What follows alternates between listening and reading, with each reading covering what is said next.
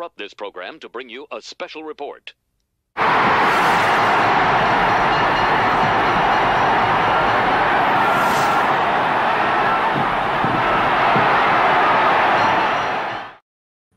everybody, welcome to another edition of Wrestling Remembered, kind of a last-minute Wrestling Remembered.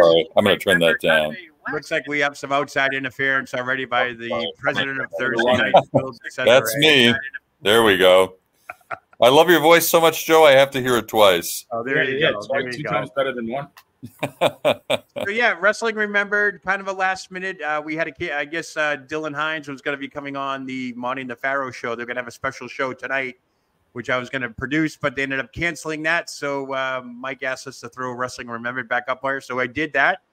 And with me, as always, my esteemed colleagues from the now defunct The 30 show, the Thursday Night Delight. He is the my brother from another mother, the poet laureate, the player. Benny, welcome. Always a pleasure to be here.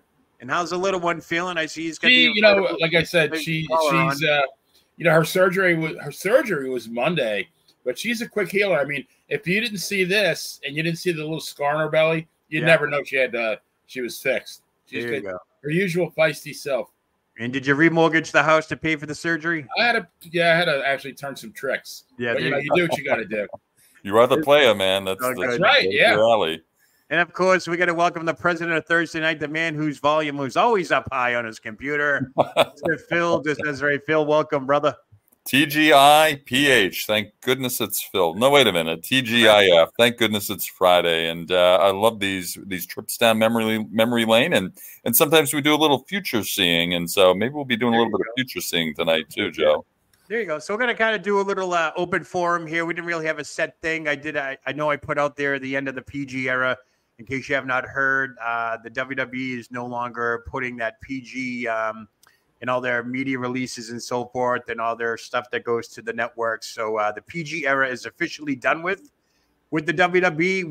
What that means probably has a lot more to do with them moving to Netflix more than anything. So whether or not we go back to TNA, blood and guts and all that stuff remains to be seen, so we don't know what's going to happen there.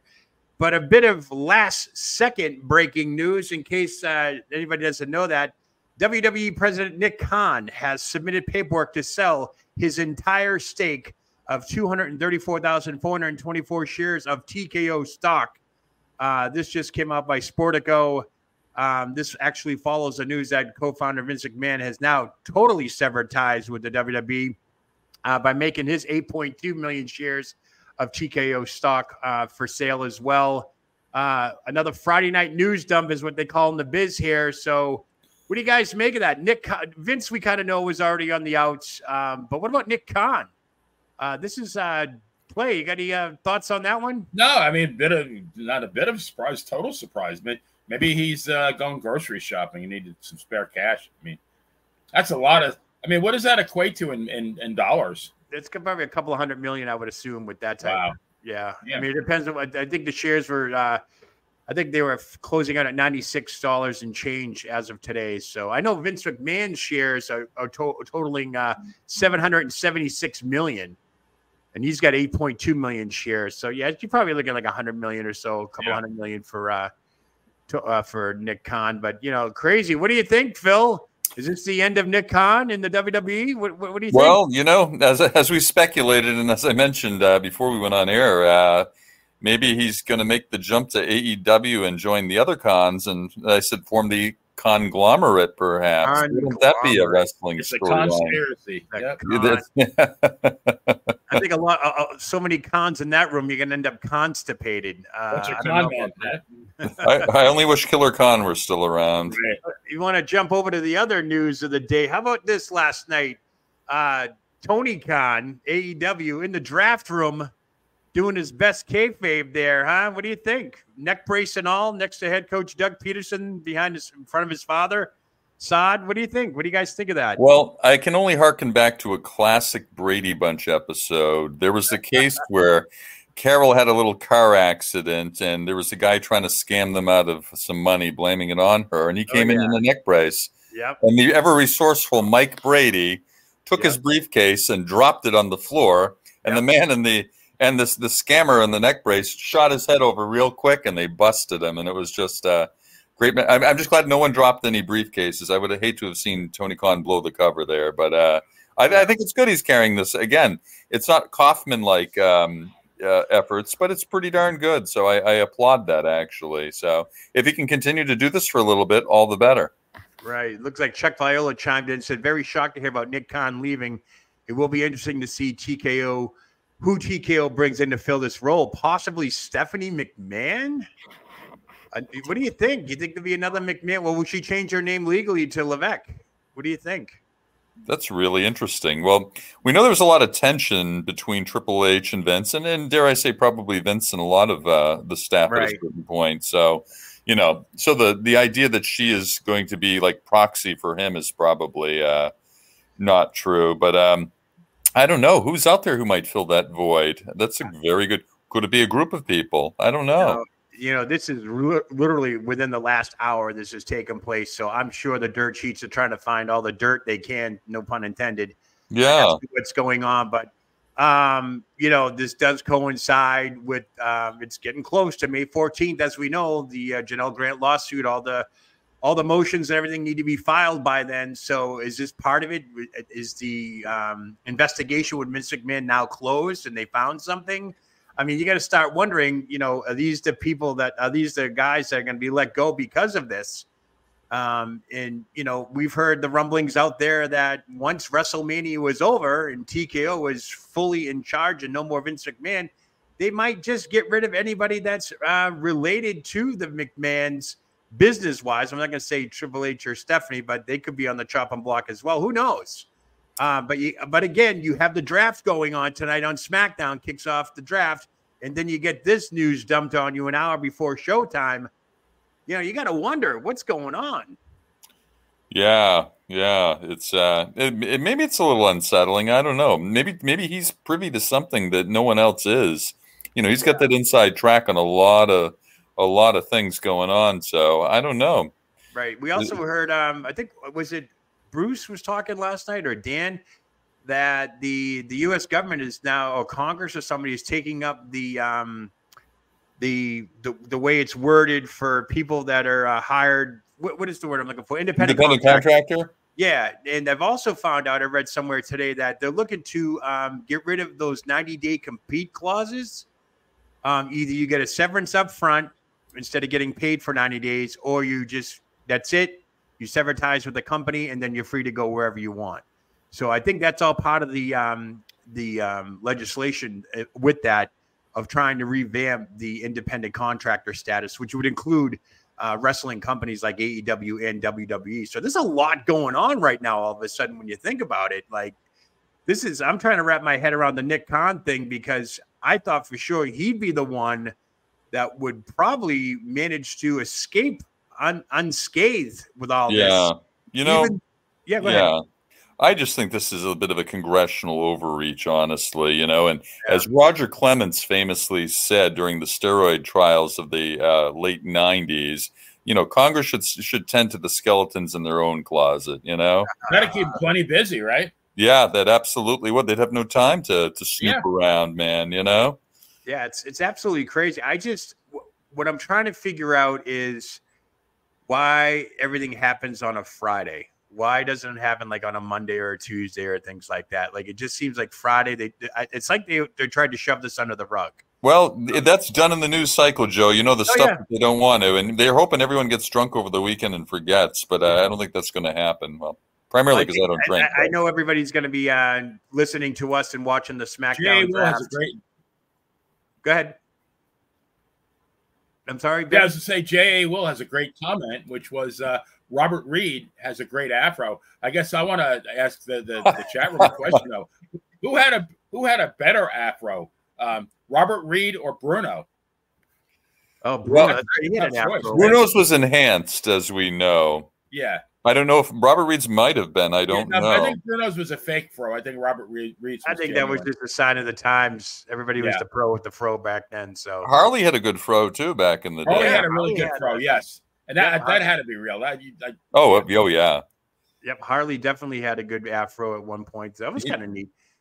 Yeah, he might have gotten a perm at one point too, I think. A perm, that's right. You remember those smelly things? You remember back, of course, anyone who's a child or anyone grew up in the 70s or even in the early 80s, of course, you know, if you've ever been to someone's home or in a salon, if you were forced, and just the smell of those noxious chemicals. Oh, that was my God. That's yeah. right. Aquanet Central, baby. Oh, Revere hair. Yeah. Yeah. There you go. Revere here, Revere and your PBR talls. I get you. Yep. So Tony Khan, again, kind of made some news today. He appeared on the NFL Network's pre-draft show. Of course, it's pre-draft every day now with the draft going on. But he went on to call the WWE is the Harvey Weinstein of pro wrestling. Oh, come on. What do you guys think of that? What do you guys think of that statement? I think in the Webster Picture Dictionary, under the word tool, you're going to see a picture of Tony Khan with that neck brace. Yeah. What do you think, Phil? Was that a justified comment? Is he trying to just stir it up with his brand after like getting no ratings, third worst ratings in AEW history, and he took a bump for it and everything? Well, you know, as Mr. Khan did say, the real fight now is intercompany. It's between these two organizations. I mean, that's where, you know, everything does now, I think, going to spin off from this conflict. And anytime he can lob something over there, and then if they can do the same thing, you know, both companies reach each other's audience. And exactly. I kind of like it. Real shout out to the chat. I know we kind of scheduled this last minute. I greatly appreciate Will, Jason, RJ, everybody. Looks like the Playmates in the house as well. Thank you so much for all tuning in. Greatly appreciate it. Little Patty, welcome everybody. I know it was last minute due to the Mike show got canceled kind of last minute with Dylan Hines and so forth. Not really sure what happened. So I was supposed to produce that, but instead he opted to go ahead and let us do this show. So I figured, why not put something on for everybody? Right on, man. And the timing couldn't have been better with this Nick Khan. In case you're joining us, Nick Khan has filed whatever the paperwork is to sell his remaining shares with TKO, which pretty much the end of his career in the WWE is right there. Let me ask you guys a question. This is pure speculation on my part. Do you think one of you guys mentioned you think maybe he knows something? I mean, once Vince gets indicted by the feds, do you think the stock price goes down? And do you think he's anticipating that? Money's always a motivating factor in this situation. Yeah. Unfortunately, like us, when the press gets it, the news is already broken. So whatever's coming down the pike, I think both sides know. WWE side knows. Janelle Grant's sides know. Everybody knows what's happening. If this is a thing of a sign of things to come, with Nick Khan just all of a sudden on a Friday on the eve or hours away from being, you know, at the SmackDown draft. I'm not sure if he's even backstage tonight or not. I'm not sure, but it's kind of shocking. This might send a little hysteria through the WWE locker room at a time when they don't need it. Don't forget, we went through this with the Janelle Grant stuff. WrestleMania week, you know, we kicked off WrestleMania week with some motions back and forth and some he said, she said stuff. I mean, even going back to when Janelle Grant filed her lawsuit, it just happened to be the day after that TKO and WWE solidified their deal with Netflix and all that stuff. So, you know, it just seems like whatever the timing's been very, very suspect with all this. So with Nick Khan selling his shares, I mean, basically, I don't know what happens here. Part of me also feels like he is somewhat responsible for getting them to Netflix and so forth. He had a great piece in Sports Illustrated last month. I did not know he was a sports attorney. He was an agent. Okay. Before he came to WWE. So he knew about all that stuff. So he knows how to negotiate licensing deals for networks and all this stuff. Maybe this is just a thing with him that he was just allowed to get them to Netflix and, you know, due diligence, and that's it. And you get to cash out your stock when you're done. All that. We don't know. Yeah. We'll know we might even know by an hour from now. I'm sure the news literally just hit before we came on the air that he sold his stock, that he's planning on selling his stock. So when you do that, it is huge, though. Yeah, it's very, very, very surprising, and it you know, makes you wonder, but it does, like you said, Joe, make you worry about the wrestling landscape. Yeah, Joe wants to put up capital gains taxes up to 44%. a nice way to discourage investment. No. I don't want to do that, Joe Will. Come on now. But yeah, Joe Will's 9 worst words. We're from the government. We're here to help. To help. Yes. Ronald Reagan said that, didn't he? Yes, he did. Howie Carr loves that one too. So let's try and get back to the topic at hand. WWE, the PG era is over. There it is, my cute little graphic. I got to play my arts and crafts today, so there you go. You know, what does this mean? Does this coincide with the fact that they're going to Netflix? It also is, you know, we're forgetting as well that NXT now is heading towards the WB as well. So, and then SmackDown will then go to USA. You know, I would assume this makes a logical sense with the streaming platform Netflix that, you know, the swears are going to come back, more risque content, so to speak. But this is a big deal. I think, what's it been, almost 15 years now that they've had this PG moniker on them, where they you know, no swearing, no blood, no sexual references and, you know, undertones and things like that. What do you guys think is going to happen next? Well, what do you think? Anybody, Phil? Yeah, I think it's somewhat a reflection of the jump to streaming, but I also think it's something that AEW started doing a little while ago. You know, certainly the women, the violent matches, the hardcore matches, a lot of blood, as we know. Moxley went through that period of time with lots of blood, lots of ECW styled violence, and again, when it comes to the promos, we don't have to look any further than Toni Storm and her new catchphrase gimmick. Yep. You know, first time I heard that, I pinched myself. I said, "Did she say that?" I felt like Booker T. You know. Yep, I Did hear she you. really say that? And now it's. I mean, I don't know if it's on a T-shirt yet, but I'm sure it's soon going to be. It's on a T-shirt. It's on everything. I'm sure, yeah. And so they really started to push the envelope, and I think they're the ones who really have changed, because if WWE doesn't follow suit, AEW will have an advantage in that regard, you know, as something different for, you know, for a group of people who are attracted to that. Now, call me crazy, but does this sound like coincidence, even though I don't believe in coincidences, that Triple H is from that Attitude Era, and now he's running the show there, and now we're slowly coming back into that. I know it's the Triple H era, Paul Levesque era, whatever you want to call it, but are we going to get more racy storyline, or, you know, my first thing is the blood thing. You know, looking at Moxley bleed out every week on AEW has been insane. Sky Blue recently had a match where she got busted open. They showed it, no problem. So do you think they're just trying to cater to the fan now that, hey, you get hit in the head with a chair, or, well, not actually a chair, but like a table or something like that, would you, you know, get cut open? But does it really have the impact that it used to? Because, you know, as a kid and even as an adult, when I watched, you know, color meant something. You know, even after I knew what wrestling was all about, does it really mean anything anymore? Yeah, I mean, I for one, I just hate watching steel cage matches. I think the other night, 2 weeks ago, Carmelo Hayes and Trick Williams went at it in the cage on NXT, and they were both beating the crap out of each other by throwing themselves into the cage.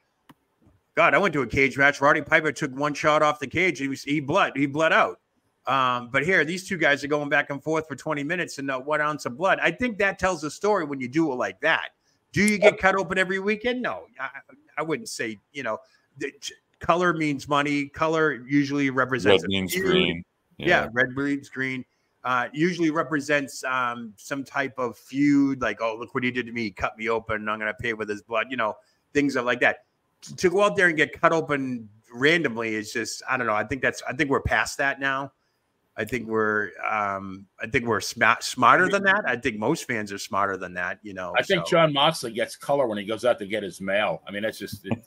Well, he's been cutting himself wide open now. Every time he gets hit in the head, boom, he ends up whether he likes it or not, he gets cut open. And I don't know. I just think, you know, with the PG era, is it going to be PG-13 now? Is it going to be, you know, I mean, I don't know. We're certainly not going to go back to the G rating of the early to mid 90s with all these cartoon-esque characters, you know. I mean, I think that's long gone. And there, you know, and despite that, there's still going to be a place for humor too, I think. And you know, a little bit of humor is really good. A balance, a little bit, absolutely. No, I hear you there. I hear you there. And of course, the never-ending table bumps, all that stuff. I mean, I see like people like Sami Zayn, Gunther, their backs and chests get totally brutalized to the point where they're cut open. So we've seen blood on that respect, but just not on the head type region and so forth. I mean, I wonder if the chair shots come back. What do you guys think about that? You think I would say probably now that I would not be surprised to see. While you were saying that, though, what I was thinking is, do we see the eye candy again? Do we see the right. lingerie matches and the pillow fights and jello mud wrestling? Yeah, we're gonna see that kind of stuff again. I don't know if we will, though. I mean, I think the women are much more talented in that now. They don't have to sell their assets, so to speak, like that. I think when they get in the ring, I mean, for the most part, like a Toni Storm, even part of me says Mercedes Moné, they can wrestle. They've come up with a wrestling background and so forth. Right. No, I was thinking more like they would have women specifically who really weren't. I mean, that was their job. You mean they have like Playboy models come in? Keep them wrestling. Right. I get what you're saying. Now, hire women just for that type of thing. Right. Yeah. Have like a Jello division or something like that. You never know. You never know. I mean, look. I mean, you go back to the Sable era and all that. She started out as a Johnny B. Bad's, what do you call it? LA. And then next thing you know, she's wrestling and she's a Divas champion. It's like, whoa, how'd that happen? What was Stacy Keibler, Miss Hancock in WCW? Yeah, shoot, yeah. I loved how they changed their names. Unbelievable how they changed their names. I've got 2 words and 5 syllables for you.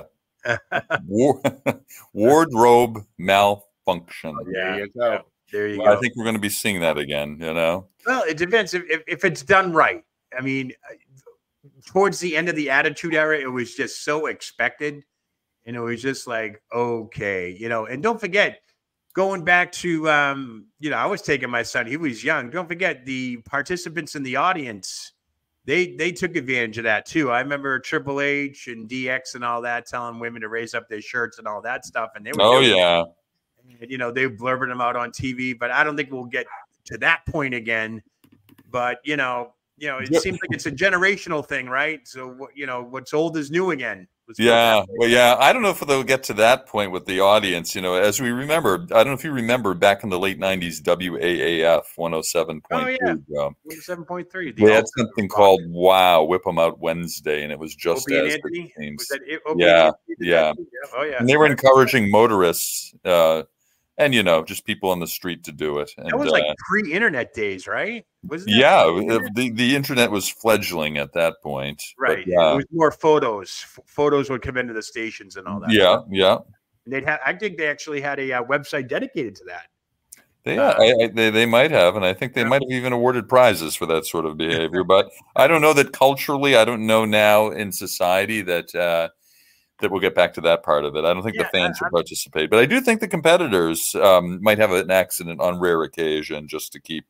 Yeah, I'm not sure what the deal is with that. So I have one thing that I'm really truly hoping for, and it's for selfish reasons, and that is, I write for Pro Wrestling Stories. I think I have 33 published stories. My number one read story is about Katie Vick with 190,000 views. Oh, so I'm kind of hoping that maybe they do the daughter. Katie Vick, right before she passed away, she had a daughter, and she's 21 now, and they do the Sadie Vick, and then I can have another 190,000. Oh my God. I know. Jason Moning says people are getting sick of snowflakes. I'm pretty sure the outrage would only be from the whining minority. Yeah. I don't know. Well, I mean, you got to wonder too. Another thing I was kind of trying to figure out with Netflix, with WWE going to Netflix, what if you are a paid subscriber that you don't want the commercials? What happens then? Will they continue? Do they just stay on the match during the commercial? Like that's the stuff I was trying to figure out with this Netflix deal, because it's so brand new. They still don't know how they're going to do it. And this year is going to fly by. Trust me. We're almost halfway through the year. And it's going to fly by. And they're going to go on Netflix, just like Peacock. I know they do it. If you're a paid subscriber, you're going to get additional content and all that. Like, what happens with Netflix? Will they just go commercial free?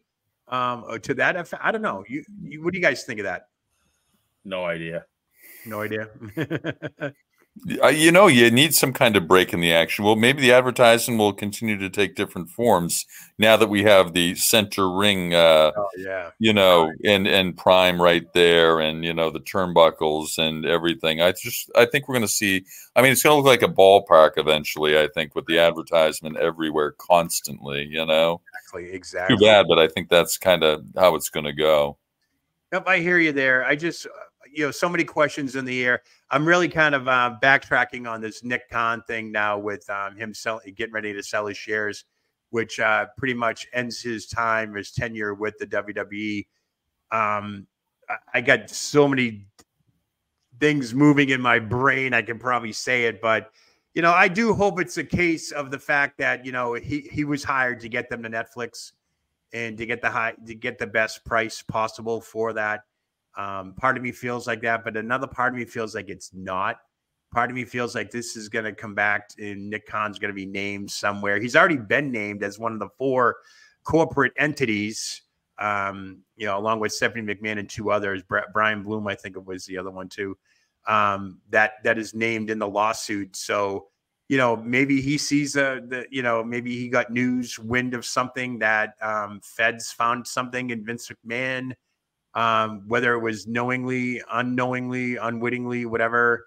And he just saw fit that has to take the steps to separate himself with the company. So we don't know. We're not going to know much until, we find out. And usually when we find out, they already know what's already going on, what's already happening. So what happens if McMahon gets federally indicted? Does the other lawsuit, I guess, it just stops for now?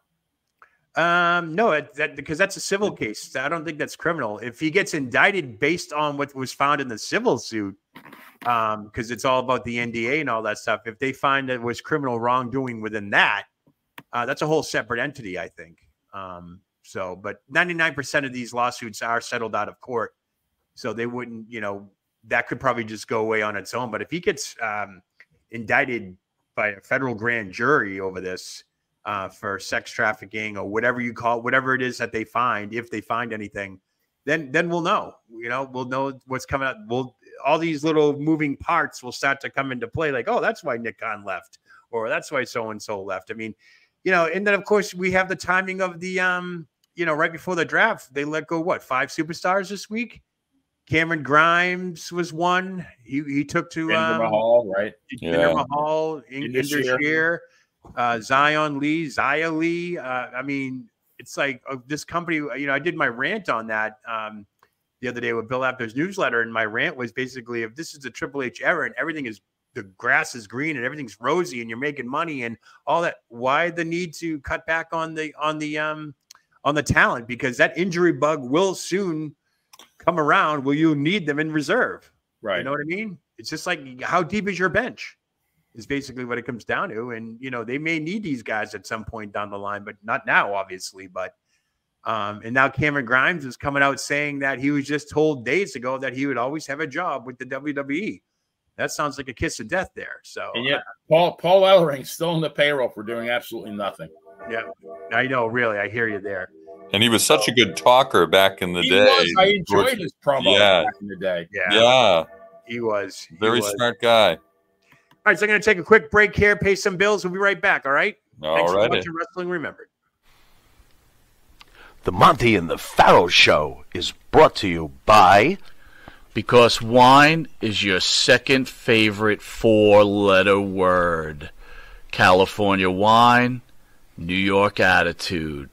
Good fucking wine. Yeah. For years, we were known as Central Veterinary Associates. And we know that some of you were not exactly thrilled with the services that were provided. But a new day has arrived. We're changing and will now be known as Premier Veterinary Medical Group. But it's much more than a name change. It's a new management team, a new attitude, with a new state-of-the-art modern facility in Rockville Centre, New York. We're going all out to provide the best possible care for your pets. And that includes 24-hour-a-day, 7-day-a-week emergency care from a team of highly trained professional emergency care veterinarians. So check out the all-new Premier Veterinary Medical Group. We're ready to serve Nassau and Queens counties with compassion, commitment, and the utmost confidence. And we have immediate openings for overnight emergency vets with great pay and outstanding benefits. Contact us today at premierveterinarymedicalgroup.com/careers. Tired of that same old breakfast, lunch, and dinner? Same old tasting scrambled eggs, burger, that dinner steak, ribs, or pork chops? Why not add a little bit of spice or just a touch of heat to make the difference? Change that scrambled egg with a little bit of Johnny Fabulous's John Cena Sr.'s $1 Million Jalapeno Hot Sauce. Great on burgers, steaks, chops, and those barbecued ribs. Looking to improve your fitness business while keeping your bottom line in good shape? Let the Gym Administrator help you achieve those goals. With their powerful team of fitness industry professionals at the ready, the Gym Administrator covers a wide range of industry-related products and services that will help you build your business and increase profits. The Gym Administrator works with reliable industry suppliers and vendors that place a heavy emphasis on service, just the way you remember it. Give them a call at 914-494-1066 or visit them on the web at thegymadministrator.com, as well as all social media platforms. The Gym Administrator, all your fitness needs under one roof. Scan the barcode at the bottom of the screen to get started today. Hey everybody, welcome back to Wrestling Remembered. The hybrid version, I guess you would say. Thank you all for joining us. Thank you to the chat for joining us. And I'm joined by the player, the Thursday Night Delight, and the president of Thursday Night, Phil DeCesare. Let's talk about Thursday nights. They are going to change on Monty and the Pharaoh. What do you guys think? New game show coming up. I'm looking forward to that big time. We got to come up with a name. We got to come up with a name for this bad boy too, right? I told you the name I like. I won't let that out of the bag yet. Same here. But, I mean, we have and even some of the folks in the chat room contributed some suggestions. Got a lot of names to choose from. Yeah. And welcome Maria Davis to the chat. Welcome back. Maria, fresh off her bionic knee surgery. She's feeling better. She gave me some good news today, and she's able to get back behind the wheel of an automobile. How about that? All right. I shall stay off the sidewalks. That is for sure. I'm just kidding. So real quickly, Pittsburgh. I know I did this story a couple of months ago on my What a Day, but did you know that this Sunday is, get ready, folks. That's right, the Balls Out Naked Bowling event taking place 4 to 7 p.m. at the Crafton Ingram Lanes. I went on their site today and so forth. It is sold out. Imagine that. Over 700 tickets there. Real quickly, yes, they do bowl in the nude. It's sponsored by the Pittsburgh Naturist Society, where they seem to do everything, even play chess in the nude, if you're into that. But bowling is a big thing over there. This isn't actually the only one place that does it. I found out this happens nationwide, these bowling events. But $25 a ticket, 700 tickets sold. They made a couple of bucks. What do you guys think of that? It's pretty creative, but I tell you one thing, man. You're going to have to worry about more than your fingers and hands on the ball return now. You better be don't lean over. I tell you what, it lends new meaning to the term double wood. There you go. Yeah, 7-10 split all the way. I guess. We can go on. I get it. But yeah, I was just amazed that when I did that, it was like a month and a half ago, and I'm like, oh, it'd be interested to see how they do. And lo and behold, it's this Sunday. I couldn't believe how quickly it chimed up to us. So Maria Davis is asking, did Nick Khan leave? Maria, just joining us. What happened was, as we went on the air, he filed paperwork to sell his remaining shares of the WWE, which in a sense pretty much means that he will be leaving the WWE. We're not sure why. This is a Friday night news dump, as Phil likes to call it. He's in the biz, right? Phil's in the biz. He does that. So the night of the draft, the SmackDown draft, Nick Khan, not sure if he's even there or not. I've been scouring the news organizations to see if he's even there or not. I know a lot of bigwigs are at the draft tonight. I do believe there's some TKO board members, not The Rock per se, but there are people in attendance backstage that are watching this draft unfold. Because think about it, this draft has implications for the coming year. And we've talked about it before, the end of the PG era, the transition over to Netflix, NXT going to the CW. I think NXT is going to be a big player in this tonight too. I think you can see a lot of NXT wrestlers finally make their way up to the main roster because they're going to get the new guys, the next in line candidates, to get their time on NXT. So, how big of a Phil? How answer me that? How big of a night will NXT have tonight with the draft? Pretty good. I mean, I can we foresee a situation? First of all, it's not. I mean, it's a feeder system in some way to the Monday and Thursday night. It is in a sense, but it's also a nice place to showcase stars, to bring them down and get them to work with younger talent. So maybe we'll see a few of the bigger names head down that way to kind of enrich the product, kind of help bring some of that talent up to level too.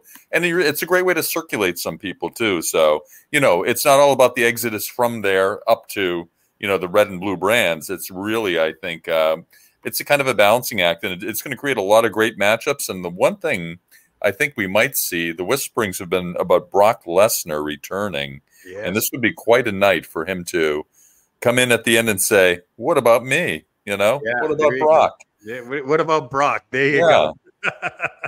Yeah, that'd be a great curveball. You think he'd go to SmackDown at this point? Because I think he was a Raw candidate there for a while. I think he was on Raw. Imagine if he went to NXT. Oh, NXT. Okay. I don't know that he could help bring up any talent because he'd be squashing everybody. My thing with NXT, they carried WWE during COVID, if you remember. Charlotte went down there, beat Rhea Ripley for the strap or whatever and all that. And I thought it was weird that a lot of these wrestlers were going down there. Like, it's almost like a badge of honor now to win a world title up on SmackDown or Raw, then to go back down there and win a title back down there. Yeah. Which is good for business. I mean, it gets butts in seats and so forth like that. But yeah, I mean, I never liked the fact that, these are the up and comers and so forth. Look, they're getting great TV time. The ratings aren't the greatest. They're on Tuesday nights and so forth. You're sandwiched between Raw and AEW, but you do have your constant 600,000, 675 every week viewership on that. So they're getting the exposure, and like they say, they're getting their reps. So yeah, I think it'll be a big night for for NXT for both tonight on SmackDown. And of course, don't forget day 2 of the Raw on Raw. Day 2 of the draft is Monday night. So right, we didn't get the big surprises tonight. We might get them on Monday night. So who knows? Totally. Who knows? But yeah. So yeah, Maria, just to let you fill you in as you just joined us, Nick Khan has indeed filed paperwork to sell his shares, all his remaining shares, and this is fresh off the news earlier this week that Vince has now filed his paperwork to sell the rest of his shares. So once his shares are gone, Vince McMahon will not be, not even on paper, associated with WWE/TKO. We're going to have our, not that we're not enduring it now, but we're already starting to have life without Vince McMahon in pro wrestling. Benny, what are your thoughts on that? That's going to be, you're the elder statesman here. Vince McMahon in pro wrestling. It's funny because, I became a fan in 1968. And I remember this, in 1969, I actually wrote a letter to Vince McMahon Sr. I actually wrote a letter, and I complained about all the uneven matches on TV. You had every week Chuck Richards and who else? Carlos Colon actually was an enhancement talent back then in the late 60s. And Miguel Feliciano, Lee Wong, Lenny Solomon, all those guys. Lee Wong, yeah. Lee Wong. Or Ecuador, I guess he kind of traveled back and forth. Yeah. But, I go for my almost 60 years as a wrestling fan, it's always been associated with the McMahon. It's going to be very strange to not have that anymore. Totally. Yeah, we're going to wax nostalgic for them for a long time. Sure. You mentioned Chuck Richards, Popeye Chuck Richards. Carteret, New Jersey. Pardon?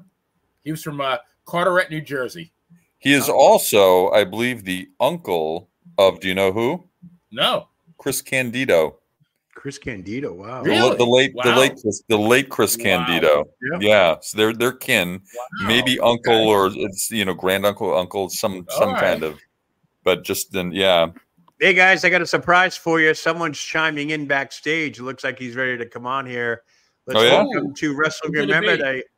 Since the show was put together last minute, I kind of did my best to get a last minute guest on. So let's all welcome to the stage, Mr. Justin Race. All right. Hey. Welcome, man. I thought I was calling a restaurant. My pizza delivery is late, but I guess I called you. Oh, no. You can hang with us until the pizza comes, Justin. Sure. Justin, thank you so much for joining. You couldn't stay away, could you? You just had to come back on and say hi to the gang. We kind of grow on people like a fungus. What a day. What a day. Always what a day. Your mom was a big hit on the show the other night. She's a rock star. Yeah. She's great. She's funny. Between her and my dad, it was nonstop laughter. Oh, yeah. I can only imagine. How's the weather where you are right now? Raining. Is it raining? Well, actually, it's Kansas. It was raining a while ago. Now it's sunny, I think. Yeah, that's what we got here in Iowa, too. We've had some crazy thunder and lightning most of the day. And just missing the tornadoes. You're not getting any tornadoes down there, are you? Out in western Kansas, I think they did. Okay. But not around here. Nice. It's just spring. I mean, we might get a hurricane next week. Who knows? So we were talking about afros in pro wrestling earlier. Bruno Sammartino. You know where that's going, right? Yeah. I've got the pick to prove it. What did you think of your dad? What did you think of your dad's afro? What did you think of Harley's afro? I mean, I guess I didn't really think a whole lot of it, except that with that pick, he was just constantly. My mom actually thought it took him that long to get dressed, to go out to the car and stuff after the matches. Sure. But he was just in there goofing with his hair, and after a while, I figured out he was goofing with his hair, to wait, like to take time up so the fans would go away, so there wouldn't be such a crowd when we walked out. Oh my but God, yeah, he'd sit there with that pick and he'd pop it over here. I remember seeing him in the wrestling magazines, and his beard matched his afro. Mm-hmm. Yeah, that was kind of neat. I'm like, wow, how does he do that? We were at the pool at the country club one time. He was in there, and he was like the jungle gym type play. You know, everyone's climbing all over him. He's throwing all the kids all over the pool. And this little girl looked up at him. He had the beard, and she said, "You look just like a lion." Nice. Yeah, he was the wrestling lion. That is for sure. He was the wrestling lion. Yeah, he was. So I don't know if you heard, Justin. I'm not sure how. Do you keep up with the WWE at all? Oh, here and there. Well, Nick Khan, the president of WWE, just right before we came on the air, has agreed, filed paperwork to sell his shares remaining in TKO Sport, which means the Nick Khan era, as of Friday night, may be over. So this is kind of a big deal right before the SmackDown draft takes place. This literally happened right before we came on the air. I got a bunch of text messages. No, I hadn't heard that. That's a pretty big deal there. Yeah, it's a big deal. I'm sure how much they are. Right. So we don't know what's going to happen. I mean, we don't know if there's been information that hasn't not reached us yet, as opposed to whatever the lawsuits have been going on. Generally, that's it. Yeah. Yeah. I mean, we're always the last to find out. We're the last to find out, and usually they already know what's going on. So it's going to be interesting to see. We just had a buddy of mine, Chuck, chimed in and says, who's going to replace him? And somebody said Stephanie McMahon might come back into the fold. Who knows? Crazier thing happened. I don't know. Disco Inferno would be my choice. You know, I kind of lost interest in the WWE. I think it was F then. Or whatever. You know, they have all these themes going over and over and these storylines like a soap opera. Okay. And I can't remember if it was around 9/11 or when it was, but they one of their little storylines was that she got kidnapped by terrorists. She was a hostage. Oh, geez, yeah. Terrorist. Yeah, that's kind of. I was just like, oh, come on now. Yeah. That's. I think that might have been during because my kids got involved in sports then, so I think that was kind of my I'll catch up on Raw when I can type moments, but I didn't watch it religiously like I do now. So I have to do something real quick. Can I step back with you guys in a minute? Yeah, that's fine. Go right ahead. Do your thing, man. All right, thanks. I'll be right back. Bring some pizza. There you go. Yeah, the pizza man. I'm hungry. Yeah. So I wonder what his dad thought of The Undertaker. He must have respected Undertaker, you know? I'd be curious to hear if Justin knows anything about that. Yeah, that'd be kind of neat. Yeah. Maria wants to know, where am I? Maria, where'd you go? What is Nick going to do? Maybe he will go to WCW? WOW? Is she being funny? Probably. Maria being funny? I think so. Unbelievable. Unbelievable. Well, and then Joe Will says, I pass by the former bowling alley of Paul Onoff when I go to the gym each morning. I forgot that he owned a bowling alley. Fayetteville, Georgia is where it was. Where was it at? Fayetteville, Georgia. Oh, really? Suburb of Atlanta. Now, he was a Tampa guy, right? Paul Onoff? Was he Brandon, which is right outside of Tampa. Yeah, Bradenton, yeah. That's the right. Brandon Bowl. The Brandon Bowl, right. Went to the University of Tampa. No kidding. But so we're here, folks. We're winging it tonight. We didn't really put a topic out there. Right before Justin chimed in, a little nostalgic for the first time soon, depending on what happens with Stephanie McMahon. There'll be a Vince McMahon errorless pro wrestling. Am I saying that right? It'll be pro wrestling without a McMahon. That's how many years was he at the helm? I mean, he's been with the company. Vince, well, he bought the company in '82, right? So, right, that's he bought it, but he was with his dad for years before. Oh, yeah, since the early '70s. Yeah, he was on air, I think, in '73, maybe, or I think you're right. He goes back as far as that. Yeah. Hello, everybody. Vince McMahon, ringside, along with wrestling great. I tell you what, though, I consider him one of the better announcers of all time. Can y'all hear me? Really enjoyed. We can hear you. We can hear you. Can you hear me? Yeah, sound better. You do. Why can't I hear you? I don't know. Can you hear us now? You have your Bluetooth on? You have Bluetooth? We can hear you. Can you hear me okay? Because I'm not getting you through the earbuds. You can hear me, but I can't hear you. Okay. There you are. So I don't know enough about all this stuff. Yeah. So we were just talking. There's going to be no Vince McMahon in the WWF soon, 100%. So we're just kind of going down memory lane. I mean, he's been with the company since the early 70s. He took over in '83 for his dad, bought the company from his dad then. So it's going to be kind of weird. I mean, I don't know. It's, you get a little melancholy over it because it's just like, I'm sure your dad went through it, Justin. He didn't have any, when Vince came along and scooped up all the territories. Yeah.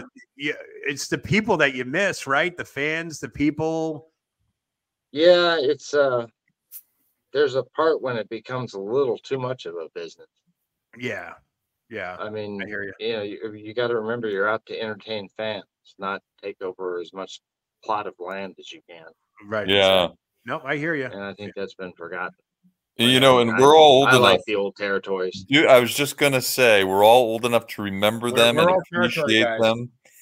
In the very early 80s, Justin, we were very blessed up here in New England with cable TV coming because we got Georgia Wrestling on the Superstation. We got Southwest Wrestling from Texas, the Blanchard Group. We got World Class, the Von Erichs. Yep. We got we got some Mid-Atlantic. We just had so much AWA eventually on ESPN, and it was really incredible with the territories.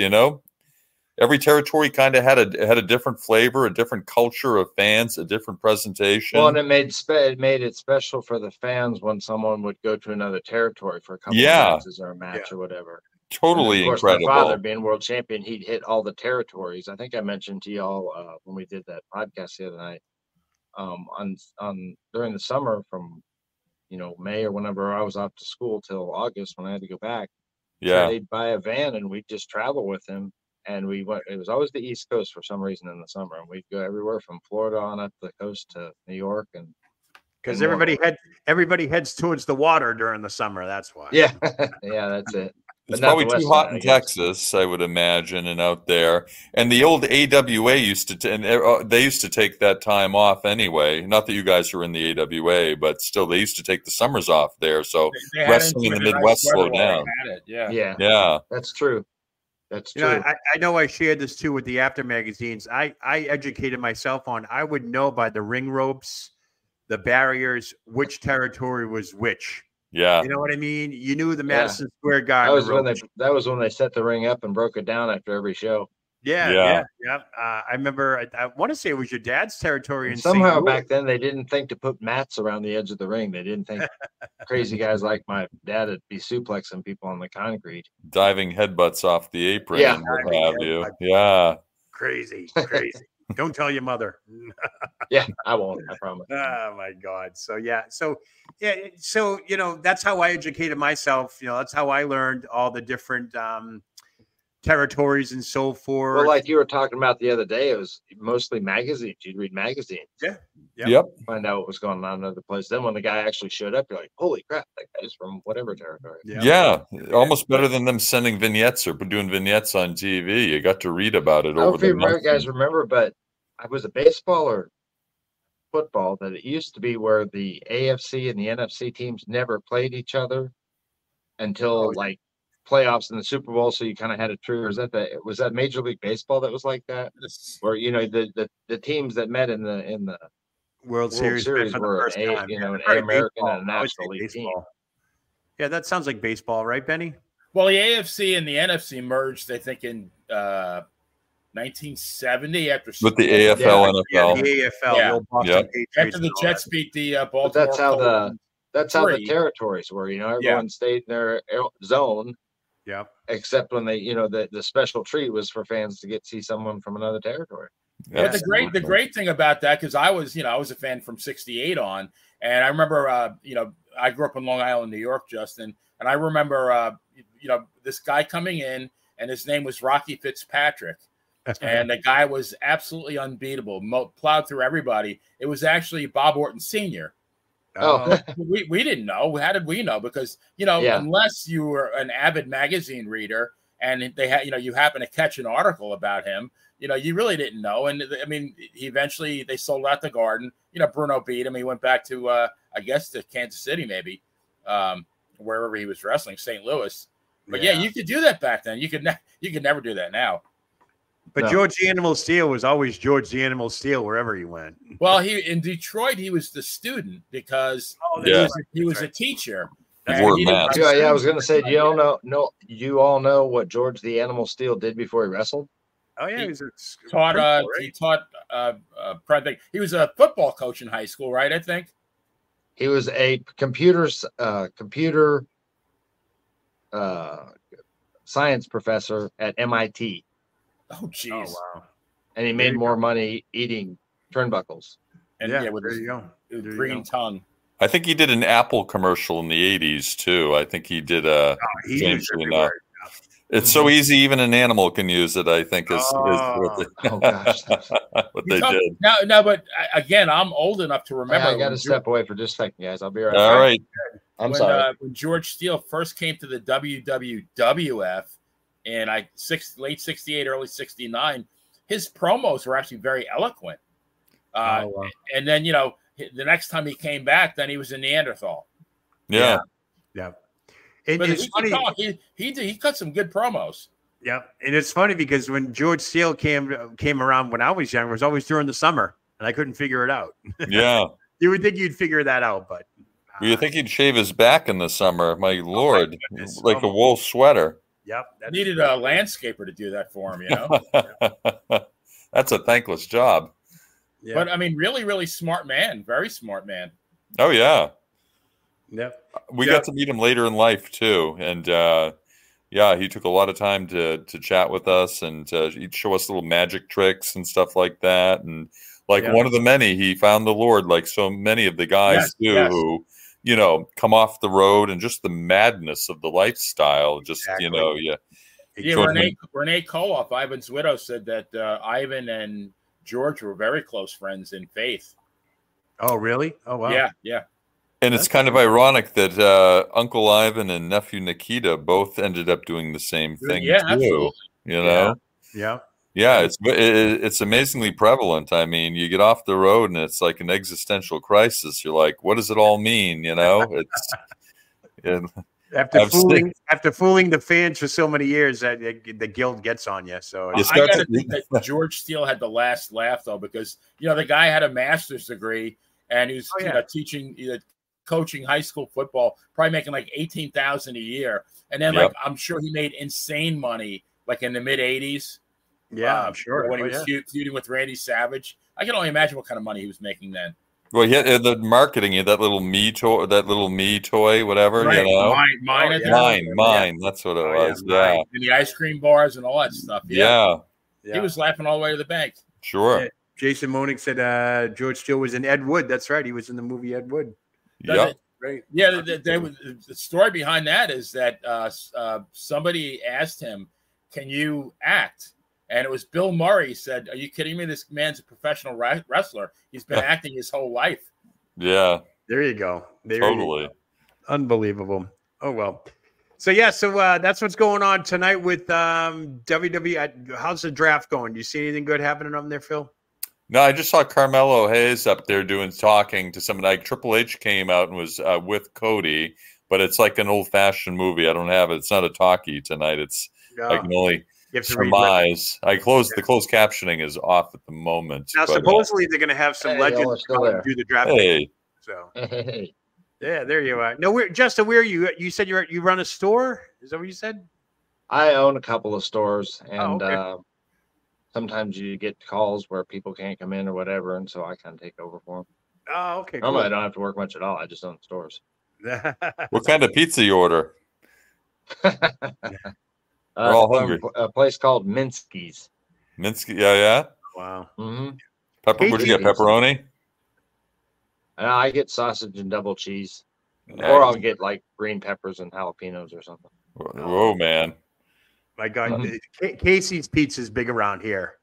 Is Yes, it? I've had Casey's Pizza. Very good, actually. Pizza. It's gas station pizza. I don't know. It's not bad. Gas stations are on the rise with food, from what I understand. There's a place that's renowned here in Massachusetts. Is gas station tacos, I guess. I haven't had them, but they're pretty good. Some of the best food around here, believe it or not. Not that I'm a proponent of it, whatever, is gas station.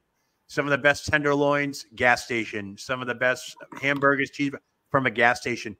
I never understood it. I've been here 2.5 years now, and I'm still like, I will not. I can't. There's something about it. That stigma of gas station food is just like. If Buc-ee's counts, they have superb food. Oh, do they? Oh my God, yeah. Where are they at? Where is that? Buc-ee's, Florida? I think there's Carolinas. There's one. I found one in South Carolina. Yeah, I know there's one in Jacksonville. They're building them along the East Coast, I guess. Yeah, I mean, I'm so used to New England style, New York style pizza, Phil. Yeah, I hear you, man. You would be in shock down here at what they consider their cracker crust is like their big thing, and it's like Ritz cracker with tomato paste and some cheese on it. That's it. Yeah, no Chinese food. I'm not getting any gas station sushi though. Sorry, dude. I was going to say that, Benny. You're right on, man. They actually have that too, which is crazy. I'm gonna pass on that. You know where they sell the sushi at around here is Walmart. Oh man, I don't know.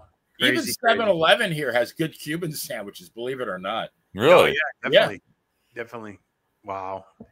Yeah, we're talking gas station pizza, Justin. How do you like that? You guys are making me hungry. Yeah. Did your dad ever eat on the gas station route, or do you always go out to a restaurant? No, we usually went to a restaurant. Like I was telling you the other night, wrestlers kind of rule, motto, whatever you want to call it, mantra, was you always ate a big meal at around 2 p.m. Okay, yeah. So you always go. Generally, that was traveling from one town to another. Yeah.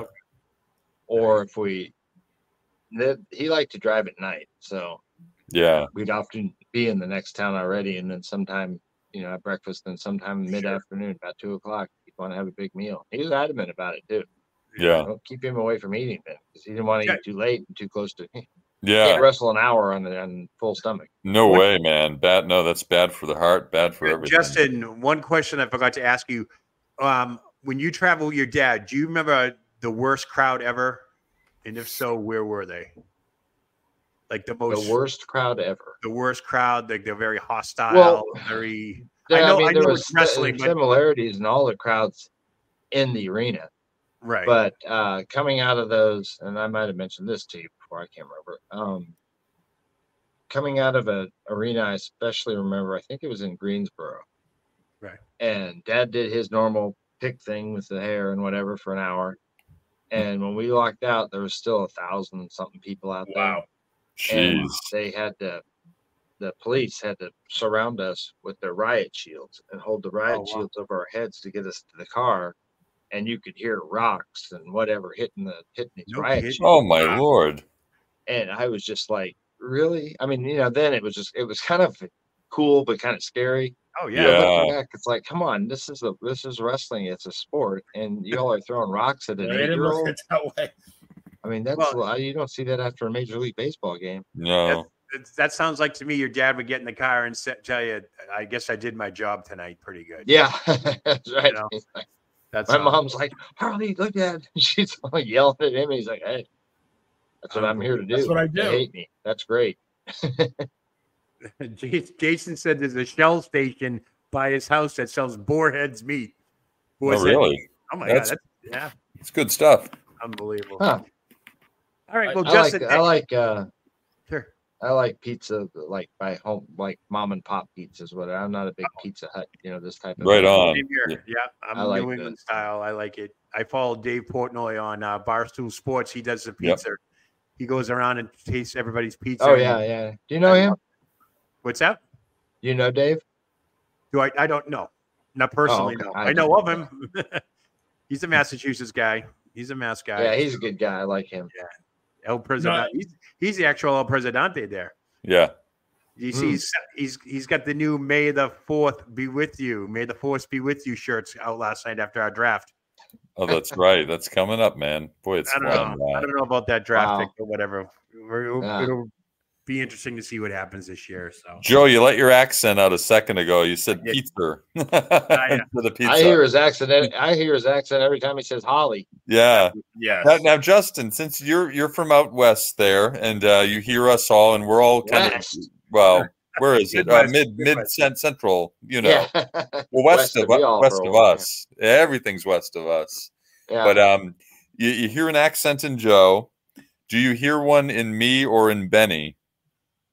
I don't hear one in you, and I haven't heard him talk enough. Yeah, I'm originally from New York, but I've lived in Florida for the last 20 years. I did live in Blue Springs, Missouri for 4 years. Oh, did you really? Yeah, that's not far away. Blue Springs. But, I mean, I think, or at least we look at it, people in the Midwest don't really have an accent. No, right. You've got the Southern draw, you've got the Northeastern accent. Yeah. California, I don't know what the heck they're talking about. But they don't know either. You take the Calabasas to the Verdeo. Yeah. But we're kind of in fact, Gordon Soley. Yeah.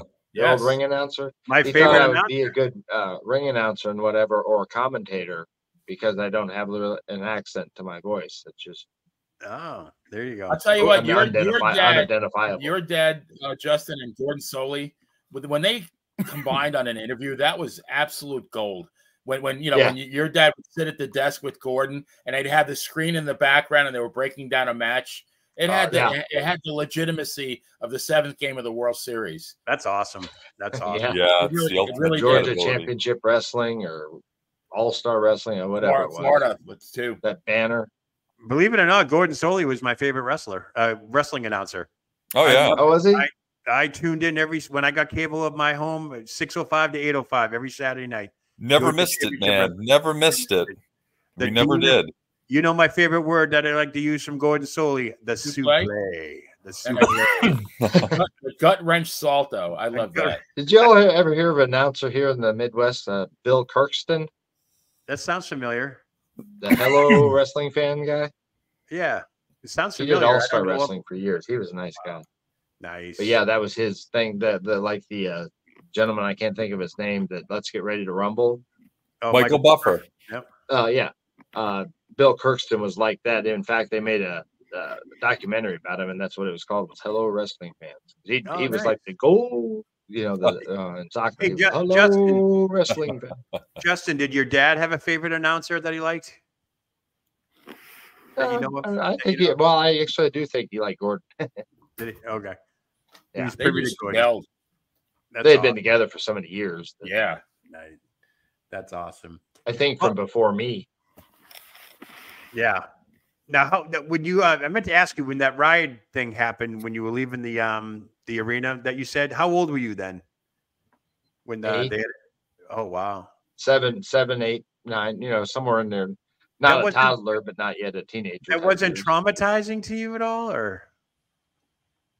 I mean, I was short, small, and so I was underneath all of this. I heard stuff hitting. I didn't really know what was hitting at the time. Dad told me later. Yeah. But it was kind of neat, I guess, to be surrounded. I mean, you see like a president or whatever surrounded by these Secret Service guys everywhere he's going. So you kind of feel like special, I guess. Yeah. And not really akin to the danger that you're in. Well, kids are invincible anyways. Later, Dad would tell me when we get in the car and we drive on, he'd tell me what was going on. But even then, it didn't matter too much because I was too young. And I got older, and I'm like, my gosh, that was crazy. Awesome. It's the crowd mentality too, and that's why when a whole bunch of people are swarmed together, they do things that they normally wouldn't do if you saw them individually or just one or two of them. Yeah, it's that courage of the crowd. There was a movie, Men in Black. Men in Black. Oh yeah. When he told Will Smith when they were talking about the existence of aliens, and he said, "A person is smart, people are dumb." Nah, there you go. That's one person that can be a rational human being, but you get a big group of them, like you were saying, and you get riots and all that. Absolutely. When you think about it, when you think about sports teams who win, and the fans, instead of just enjoying themselves and having a beer and whatever, they're up tipping over cars and lighting fires. It gets so mob mentality. Yeah. You have to be in college for that. Yeah. Hey, don't do that over pro sports. They do that in college. Jason Moaning had a quick question for you. Did your dad take you to a lot of Chiefs games? Yeah, we were season ticket holders. Oh, nice. In fact, here's a funny story. God, I have thought about this forever. My mom and I were in church, and Dad was flying into the airport, and I guess we were going to go pick him up and go right to the Chiefs game or something like that. I was really young. But right in the middle of the service, the ushers come in and whisper something to my mom and take her out of the service. And everyone, of course, in the church knew what my dad did, and they thought that maybe he had been in a plane crash or something, because all the ushers gathered around her and took her out, like not only physical but emotional support. Sure, yeah. And she got on the phone, right, and she was in the choir too, so it wasn't like she was noticed when she left. Yeah. And she picks up the phone. Hello, my dad said, "You have a windbreaker for me?" Basically shuts down a church service because he just wanted to make sure she had a jacket for him. Oh goodness. Unbelievable. Is that Harley, are you really calling? And they pulled her out of that for that, huh? They pulled her out of there. There was two other rather large gentlemen that went to our church, and all of my dad, the other two gentlemen, their wives sang in the choir. So we'd sit on that side of the church, 500 members or so, to be next to your mother and your wife, whatever, or within 10, 15, 20 feet. And the pastor back then, he when he'd see it, he'd look out and doing the sermon, he'd realize what was going on, or he'd realize it all.